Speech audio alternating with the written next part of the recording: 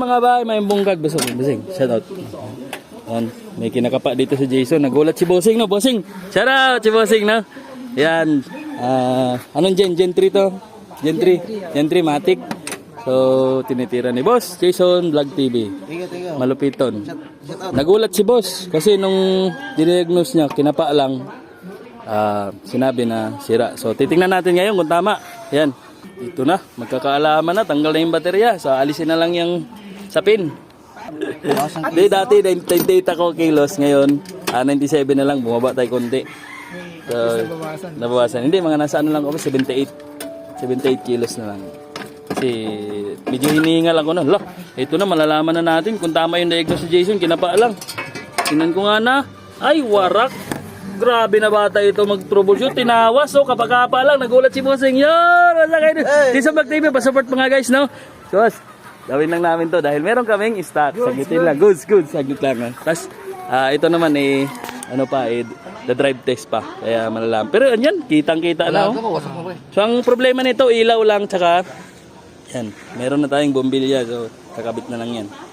Karason. Okay na, ayan. Yan. Ayan na, gagawin na ni rubber bushing. Mga guys, gumagawa tayo ng support since pa lang, wala pang early 2000, gumagawa na tayo. So, ito po ay ang pinaka-style natin mula pa nung una, mga pioneer.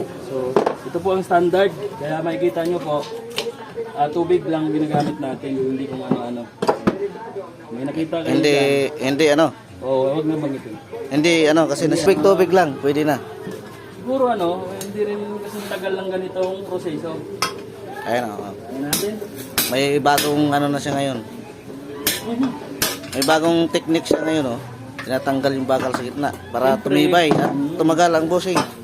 Umaabot ng how many years? 3 years hanggang 4.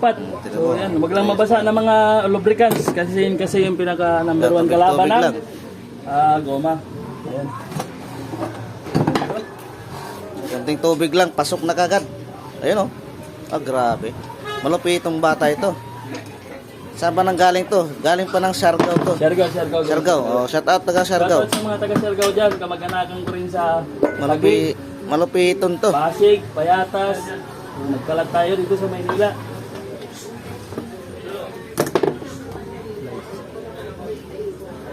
Galawan na hindi mapag-iwanan. Siyempre. Grabe to. Wala. Hindi may tapon kaya wala nang pupulot. Meron. Ay, what? Aray ko po. Ang galing mo, bebe. Ayun. Diyan naman sa sport sa mga fabrication, mga idol, napakagaling, parang wala lang. Baliwalo. Medyo mahaba sa taas ang play. Smiling sa baba, medyo maiksi para hindi bumagsak agad. Kasi pag pinantay lang natin, pagbaba ng jack ng makina, medyo mabigat, sasayad agad to mga guys, dito agad yan. Vibrate ka agad yan, pagka sumayad na dyan. Mga buwan din naman, pero hindi kasing tagal nito, medyo maiksi. Yan, masak! Tagal masira yan, mga idol. Abay Prox Rebushing. Quality na yan, yan ang finished product ni Idol. Abay Prox Rebushing. Bossing, gaano katagal natin ginawa? Lang. Ayan. Wala pang 5 minutes. Shoutout sa mga tropa boss, sa mga sasakyan, rubber bushing, no? Dito na, no? Pagawa. Dito na, dyan na. Oo. Dito na kayo magpagawa, mga bossy. Ayan, thank you boss, no? Kahit anong sasakyan po, rubber bushing, basta kayang gawan, gawin natin. Maraming salamat. Di na siguro road test to, kasi sigurado man na yun ang sira. So yun mga guys, sa mga gusto magpagawa, waste lang po sa Samkit Riders Vlog, kaya PM sa page ni Sak! Hoy! Shout out Jason Vlog TV, Fuse Mechanics. So Sak mga guys, tropa natin nandun.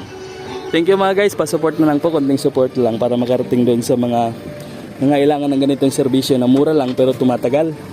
Pa-share, like and follow na rin po. Maraming salamat mga guys, no? I love you all. Mga guys, no? Si Bossing, Bossing? Kung simpleng lang. Simpleng kapa-kapa lang, no? Pabilis lang galawan. Saglit lang kasi nakabisado na natin. Si Jason naman magaling kumapa kahit walang ilaw. Walang ilaw. Kita ko may tama. Yun, thank you.